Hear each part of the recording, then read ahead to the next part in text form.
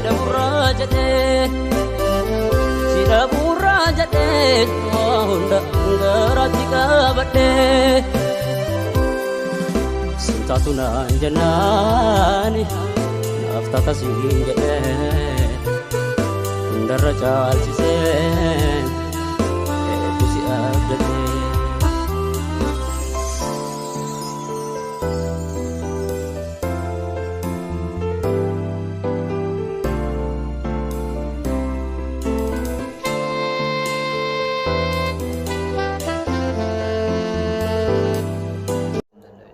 مالو أرسل كيسني في أكا أجايبا يادو يادك أما يجورا أما أنغمتي كوتي أوبليسي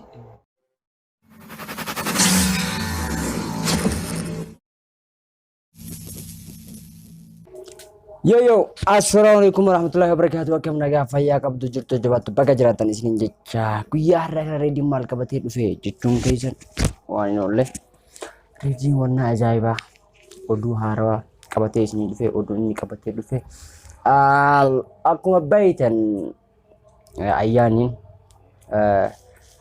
jaarsa ayyaanis Shariifoo jechuudha akkuma beektan ummanni obboleessi Shariifoo akkuma faamiliin jechuudha faamiin akka ayyaanni Shariifootti hin heerumne barbaada. Kanaafiyyuu wanni isa galchee riskii namaa jidduu seenee wanni isa haasofsiisu maali hin jiru. Kanaafuu inaaffaa wanni kana fichiisee yoo riskiin jaraa walitti jiraate namni tokkoyyuu wajjaan baasuu hin danda'u beeka. Kanaafiyyuu osoo of sirreessitee obboleessa kiyya akkuma of Shariifoo obboleessa anaafillee obboleessa garuu osoo jechoota waan akkanaa kana irraa of dhiiftee irra waa gaariin natti fakkaataa beek.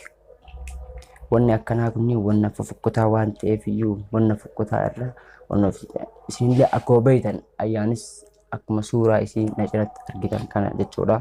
Kanuma Shariifoollee akkuma suuraa isaa na cina argitan kana jechuudha. Ajandaa har'a haasofnu ajandaa isaanii jechuudha.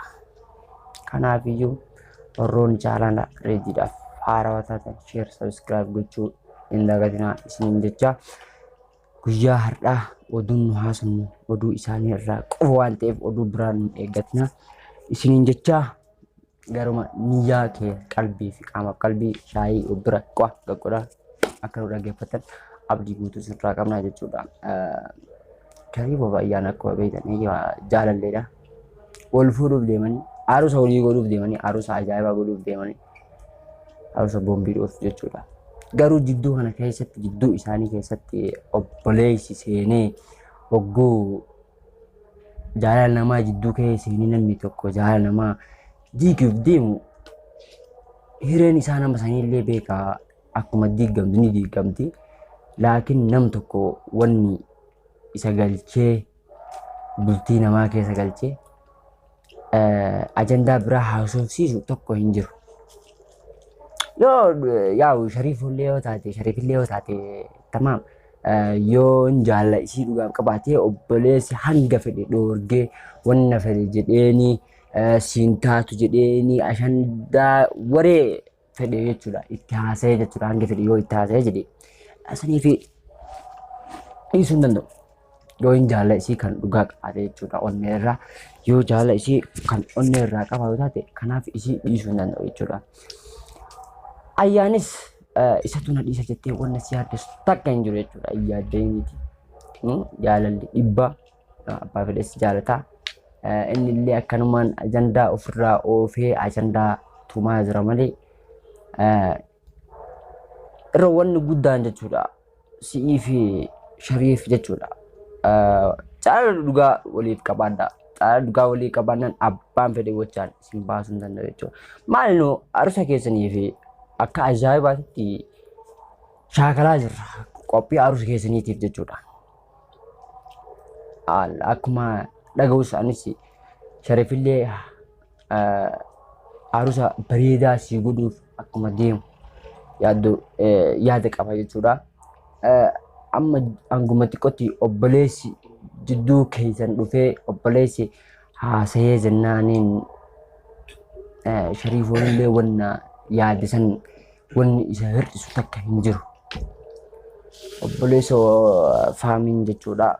Osoo hiree namaa keessa seentee akkanumaan dubbii laaquu baattee amma maal akkuma beekamu akkuma ilillii fa'aa jechuudha. Ililliin faayyuu akkasitti ajandaa naqaa oolanii of keessaa fixatanii jechuudha. Amma jiruu gaarii keessa jiraatan jechuudha namni hundinuu jechuudha. Garuu akkanumaan callisanii namni bultii namaa keessa yoo seene jechuudha. Bultii namaa akkasumatti diigamti.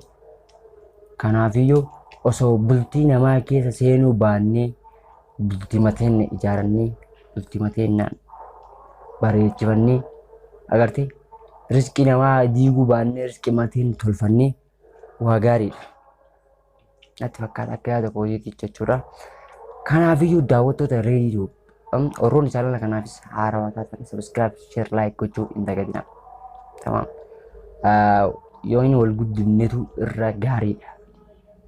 Akkanumaan chattisnee viidiyoo tokko yoo haarawaa gadhiisnee viidiyoo sana channel irratti ilaaluu dhiisanii channel irraa buufatanii ergasii ilaalu takka faayidaa hin qabu. Yoo inni achirra ilaaltee shabakaadhaan jechuudha, waayifaan jechuudha, achirra ilaaltee achirratti isaafis bu'aadha. Yoo inni achi akkuma viidiyoon gad bu'een cal'istee viidiyoo sana buufattee viidiyoo sana ilaalteetuma bira kuttee waan takka bilaasha. Dhiifamallee osoo walii goone sabni Amaaraa jechuudha. Chaanaa tokko yoo inni torbee har'aa banne torbee har'aa chaanaa isaa guutamee jira. Maaliif istiin qaban? Oromoon istii walitti godha. Istii guddaa walitti godha. Waan istii akkana walitti godhuuf hin beekne garuu malee. Istiin ta'inna xiqqeennuma irraa jirti. Kama xiqqaa sana irraa jirti. Kanaafiyyuu hordoftoota keenya kabajamtoota keenya osoo waan akkanaa kana dhiisne namatti tola, nama gammachiisaa jechuudha. Akkuma beektan ani erga channel kana banadhee turee jira. Laakiin karoora kiyya hin kutuu jedhee dalagumatti jira malee silaa akkan osoo channel Amaaraa hangaan channel Oromoo kana banadhe channel Amaaraa banadhee baay'ee tokko channel naaf deemaa ture hin beeka. Kanaafiyyuu Oromoo keenya osoo wal inaafuu dhiisnee osoo wal dadhabsiisuu dhiisnee osoo dalagne waan gaarii natti fakkaate. Kanaafiyyuu akkuma isin jedhe ayyaanii fi ariifoon akkuma beektan akka wal jaalatanii jaalala guddaa waliif qabanii garuu istiin inaaftuun takka yoo dhuftee jaalala jidduu namaa keessa seentee jettee yoo onni namaa kana akkana wajjaan dhoofte jechuudha. Aaboo namaa hin kanaafiyyuu osoo namni wanta nama haasa'uu baatee haasaa namaa of eeggatee jidduu namaa seenuu baatee baay'ee tokko namatti tola. Kanaafiyyuu daawwattoota akkuma isiniin jedhe dursee jechuudha. Wanna namaa irraa osoo gargar baanii agartanii bultii deemne qofa ijaaranne wanta gaariidha.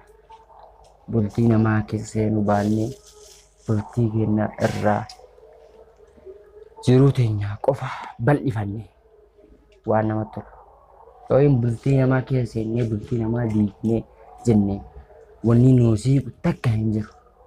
Wanni nutti siiqu wanni nurraa achi siiqu takka hin jiru.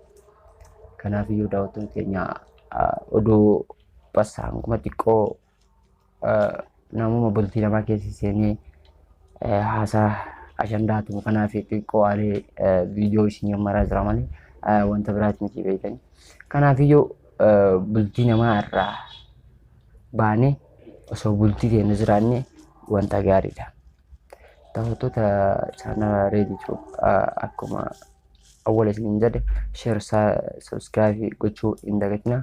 Assalamu alaikum warahmatullahi wabarakatuh.